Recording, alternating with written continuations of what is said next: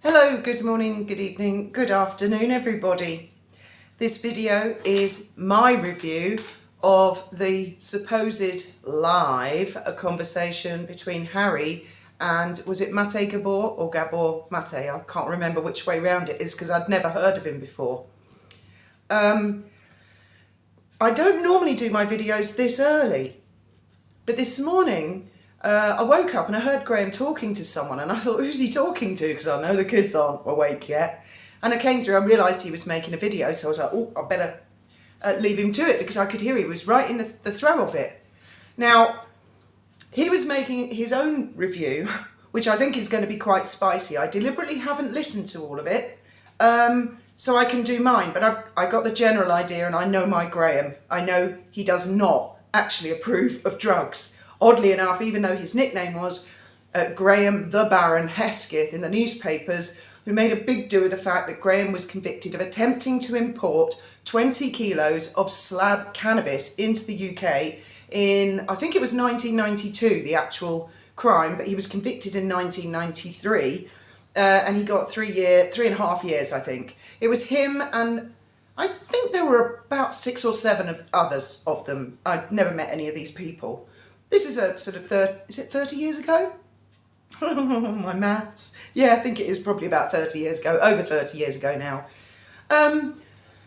Now, the Daily Mail always said he was a drug smuggler, drug dealer, you know, because then the imagination is it cocaine? Is it heroin? Is it ecstasy? What is it? Is it hallucinogenic?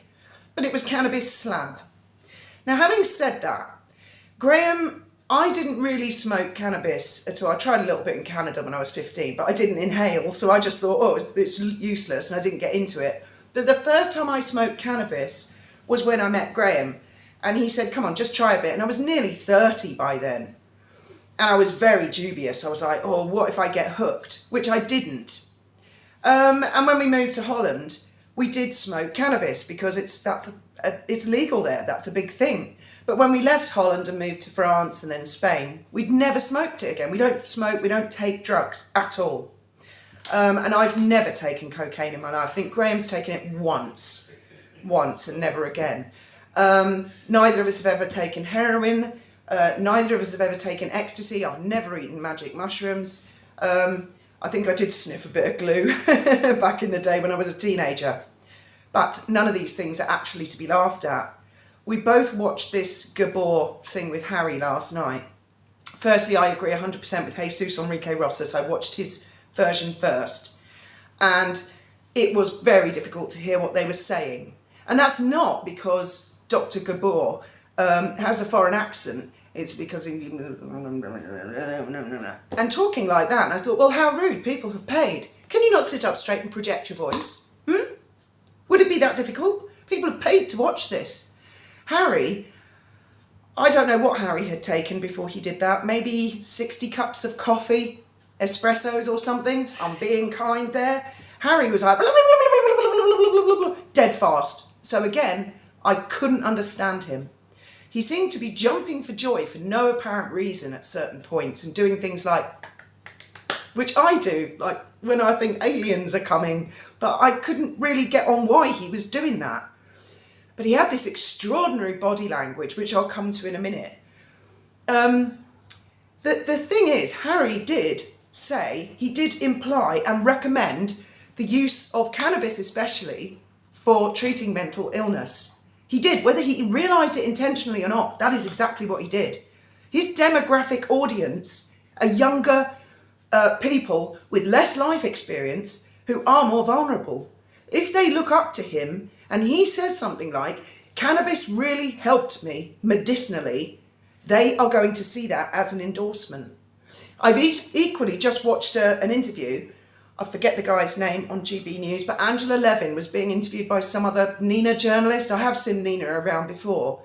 And Nina was really splitting hairs, like, oh, they didn't say racism, they said unconscious bias. Again, audience members are not, I didn't distinguish the difference. What is the difference between unconscious bias and racism?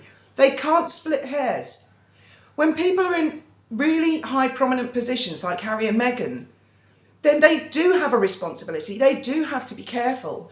what they say that might influence not only younger people, but people who are vulnerable, who may take their word at face value. Now, the hallucinogenics I believe they were referring to are like the shaman type things, and I don't know what substances they put in them. But there are also things these days known as legal highs. You know, I don't exactly know what household chemicals people take, but there are household chemicals that people can legally take. And we had someone working at Dolphin Safari who kept wanting me to take something. I can't remember what it was called. MD something? I can't remember. And he recommended it and said, some people have taken this and they have literally believed that they've lived out 10 years of their life in the desert in a 15-minute space. And then when they've come round, they have been mentally damaged for the rest of their lives. Graham and I had a friend who really got into cannabis big time. Now, in my experience, I'm not a doctor, and if anybody out there, do not start taking drugs because I'm talking about it. Don't take drugs, just don't start taking them at all. I know that sounds old-fashioned, just don't. Because people who do smoke cannabis, that's their own personal responsibility. And a lot of the people I know, they know and understand it and how to use it. It's not a willy-nilly, just take it like a medicine, take it like an ibuprofen. Because some people we know, and actually we've got someone who's quite close to us as well, not in our immediate family, but there is someone that we know. There are certain personalities that cannabis obviously affects. Now, my friend, well, our friend, who was with us while we were on the run, it clearly affected him. He became schizophrenic, I'm sure. I don't need a doctor to diagnose it. He was like Jekyll and Hyde, and he was never like that before taking cannabis. And this other person that's quite close to us has had serious mental health issues as a direct result of taking cannabis. That's where it started. In fact, a lot of other people in our lives, come to think of it, and one or two are on pretty serious hardcore drugs such as heroin. It began with taking cannabis. So cannabis, I would say, is something leave till later on in life. And be with friends and test it out. Don't listen to Prince Harry saying, oh yeah, just take it for mental health, young people, just go for it. That helped me when I was younger. No. And as for the hallucinogenics, whether it is an illegal substance like LSD or acid, or a natural substance such as mushrooms, or one of these, what they call legal highs, hallucinogenics, big no-no, don't. And for not only Harry, but Dr. Gabor to really endorse it, that is how it came across to me. Shocking, actually, shocking. I mean, what if he'd said, you know, I'd sink a bottle of whiskey a day, that's okay. All the wokey people would be up in arms about that, because that's alcoholism, that's serious alcoholism. Yeah, drink in order to fix yourself. That's terrible. I know I said the other night, I have the vino largely to go to sleep, but I don't drink vino every night, and I don't medicate with it, for goodness sake. And it was a joke, partly. I do suffer with insomnia. But I'm not high profile like Harry. I haven't got millions and millions of teenagers potentially listening and endorsing this. That was shocking. The rest of it was fundamentally boring. And as I say, Harry had this really weird body language throughout it. Now, I use my hands a lot, but Harry reminded me of when I used to watch Play School. He was like, all of us around here go along the way and need to be brought in so they can be not in a box like you and me, boys and girls. And I thought, what the hell is this? Some kind of weird sign language. Why is he doing this? What's wrong with him? How many cups of coffee has he had? Apart from that, I couldn't understand a word he said. There was only one part where he said something very interesting. Oh, and by the way, where I watched it, thank you very much to the YouTuber who risked their channel to put it up live. I'm not going to say which, because I don't want them to get into any trouble for it. They did have it up for a short period of time, and one of you lovely guys, two of you lovely guys, gave me the link in the comments on the last video, and I went and watched it with Graham, and we did nod off towards the end. But the one interesting thing Harry did say, and unfortunately Dr. Gabor just cut him off, was Dr. Gabor had said, why do you keep doing this? Why do you keep writing books and giving interviews and that? And Harry said, I feel it's necessary, a bit like an addiction, along these lines, he said, because there's a certain quarter of people that tow a narrative. Presumably he's talking about us and the rest of the world and South Park and everyone who criticises him and the press and the racist British public. But he referred to them as a small sector, and I'm pretty sure he was going to go on to refer to the 83 Twitter accounts and evil YouTubers such as me that create the illusion that he and Meghan are disapproved of and unpopular, which, as we all know, that's ludicrous. But unfortunately, Dr. Gabor cut him off to talk about unconscious psychological PTT, DDS, blah, blah, blah, blah, and I couldn't understand a word of it. I think anyone who paid $33 for that was a complete waste of money. I can't think what they would have got out of it. Harry did not look happy. Interestingly enough, he never said Meghan's name once. He referred to her as my wife and one time as my partner, assuming he was talking about Meghan when he said my partner, because that could be a therapy partner, that could be a business partner, that could be a friend. So I don't understand. I mean, if none of you knew who my husband was, you didn't know Graham, I'd say my husband or my old man. But you know who he is, so I say Graham. We all know who Meghan is, so why does he say my wife, my partner? Why does he say that? It's so weird. It couldn't really be much weirder if he said, oh, the human being I married, or the human being I married in May 8, 2018. It just couldn't be any weirder.